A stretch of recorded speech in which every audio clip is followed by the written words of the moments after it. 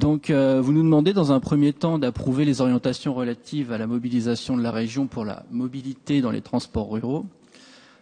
Nous voudrons bien sûr toute mesure pouvant aider la ruralité, qui, il faut le dire, a beaucoup souffert des politiques menées précédemment et aujourd'hui par Emmanuel Macron. Le mouvement des Gilets jaunes, que vous prenez le soin d'ailleurs de ne pas citer dans votre premier paragraphe, donc on devine la substance, est incontestablement la manifestation physique de cette fracture entre les métropoles et la France des oubliés, ou des invisibles, comme disait M. Pelletier. La revendication première de cette France périphérique est le pouvoir d'achat.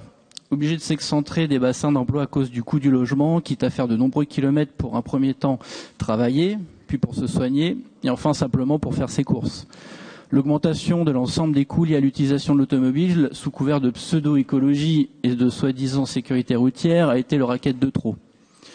Mais il convient effectivement de rattraper ce retard, sans commettre toutefois de nouvelles erreurs. À commencer par arrêter de dire que vous avez mis en place la gratuité des transports. La gratuité, ça n'existe pas. Au mieux, vous avez réparti une charge sur l'ensemble des contribuables, y compris ceux qui ne sont pas concernés. Au pire, vous avez induit des coûts supplémentaires. Je vais m'expliquer. Comme partout, la gratuité déresponsabilise et entraîne la dégradation du matériel, qui elle-même induisent une augmentation des coûts d'assurance. Si les gens peuvent être séduits électoralement lorsqu'ils redeviennent simplement contribuables, les critiques viennent, et rapidement. Et cela brouille en fait le message de l'incitation, même pour vous, à la mobilité via ces réseaux. Il est également important de ne pas céder aux lubies de vos amis verts qui aimeraient voir fleurir un peu partout des bus électriques, outre le fait que la fabrication de ces véhicules est beaucoup plus néfaste pour l'homme et son environnement que les véhicules thermiques. Cela engendre un coût faramineux pour les exploitations par l'achat, par l'entretien, car ils sont peu fiables et très capricieux, et par la gestion de l'autonomie et de la productivité. Pour exemple, pour une même ligne, il faut 1,5 à 2 conducteurs au lieu d'un et de 2 véhicules au lieu de 1. Je crois savoir même que c'est une exigence qui sera portée au prochain appel d'offres. De l'avis des acteurs de la profession, ce serait une erreur. Il est fait état dans ce rapport d'une projection optimiste sur l'augmentation de la fréquentation par des jeux d'induction. Alors il est à espérer que cela ne soit pas les mêmes calculs que ceux concernant les recettes des cartes grises. En revanche, il n'est pas fait mention de la difficulté des entreprises à recruter des conducteurs de transport de voyageurs.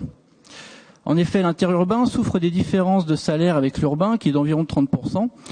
Mais l'urbain connaît aussi des difficultés en raison de la pénibilité liée aux incivilités, à la délinquance et surtout à l'impunité la plus totale dont bénéficient ces individus. Alors je sais que nous n'avons pas la même vision concernant la gestion des migrants, des clandestins, des autres illégaux, que vous êtes favorable à la mobilité pour tous, même ceux qui ne respectent pas la loi. Mais vous l'avez souligné à plusieurs reprises dans ce rapport, pour inciter à l'utilisation des transports collectifs, il faut une communication efficace. C'est vrai, trop peu de personnes connaissent le TAD, transport à la demande, et surtout véhiculer une bonne image du transport en commun. La délinquance, les grèves, les retards liés parfois aux insuffisances quantitatives de personnel sont autant de facteurs à prendre en compte et surtout à traiter, notamment le premier concernant la sécurité des voyageurs. Concernant ce qui peut nous rassembler, nous avons une suggestion émanant du terrain qui, à notre sens, mériterait d'être étudiée.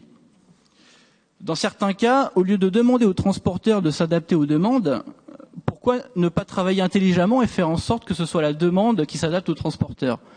Un cas concret. En prenant le thermomètre d'une ligne scolaire, on s'aperçoit qu'un véhicule dessert plusieurs établissements scolaires avec un intervalle de plus ou moins 10 minutes, sauf que les 3 ou 4 établissements ouvrent les portes à la même heure. Le dernier desservi se fait souvent 5 minutes avant l'ouverture, mais pour les 3 premiers, cela engendre de l'attente devant les grilles, facteur avéré de problèmes de sécurité, ce qui, en termes d'image, n'est pas très bon pour les parents. L'idée serait que ces établissements adaptent leurs horaires en concertation avec les départements études et méthodes, des exploitations et des services de la région. Il en est de même pour les entreprises. Certains grands groupes commencent à le faire, mais encore une fois, le tissu économique se situe au niveau des PME.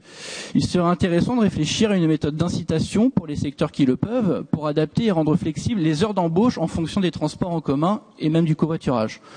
Pour notre part, nous pensons qu'il faut aller plus loin qu'un simple listing de la grille tarifaire qui semble aller dans le bon sens. Voilà, pour notre part, ce rapport est quand même plutôt positif. Voilà, je vous remercie.